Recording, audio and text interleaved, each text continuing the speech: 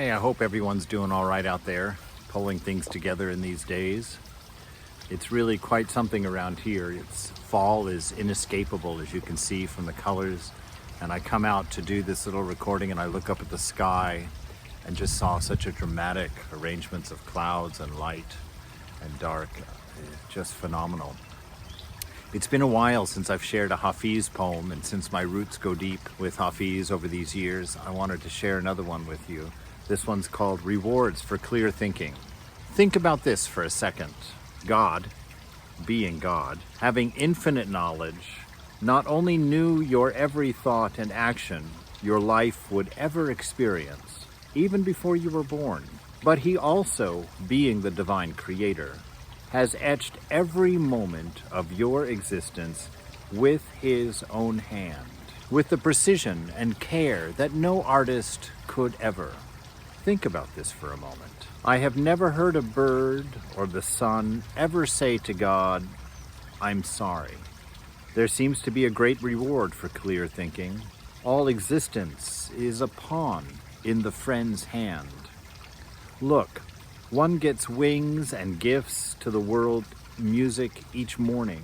One turns into such extraordinary light, he actually becomes a sustainer of a whole planet. One makes 1,000 moons go mad with love and blush all night when one can surrender the illusion, the crutch of free will. Though still alive for the benefit of others, the highest of moral codes. I love that notion of never hearing the sun or the birds say to God, "I'm sorry." Just that intimacy of love that's indicated by that. This idea that the highest ideal or moral code of life is to live for the benefit of others, to open the heart and to care, really that. No matter what one believes about afterlife or lack of afterlife, it doesn't matter.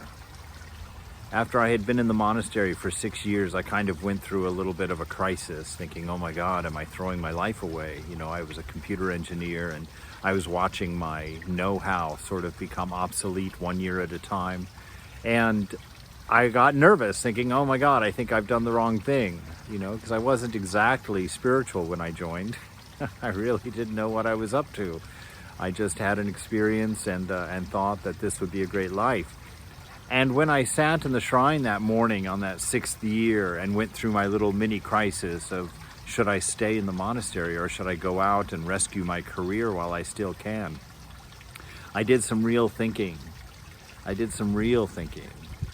And I thought to myself, either there is an afterlife or there's not.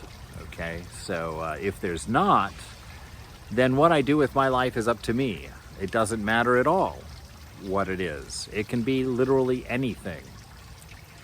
And I thought, well, if a life could be for anything, what would I like my life to be about? And I thought about living for this ideal, living for the ideal of love, learning how to become a lover in the truest and most authentic sense, learning how to care and really be present with my fellow travelers, as it were, on this life while it lasts. And I thought, well, if there is an afterlife, well, cherry on the cake. I'm preparing for that through the same means.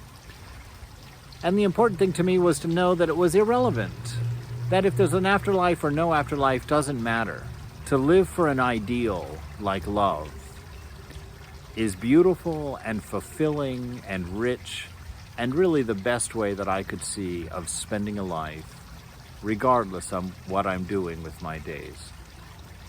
So I just share that with you. Lay it out there. Dance with the divine in the sense of letting go a little bit. Your free will, this illusion of free will, which is only necessary for you to develop an ego, let go of that notion. It doesn't matter whether there's free will or not. Since you don't know if there is or not, what difference does it make? Go forward and trust that a divine love is at the heart and base of this universe, and that in mapping out your life and in giving you your set of unique experiences, unique thoughts, ideas, relationships, and paths through the world, why not believe for a moment that it's done out of love and find that perspective in yourself so that you can appreciate your life and figure out the puzzle of how all of this craziness can somehow be manifested by pure love.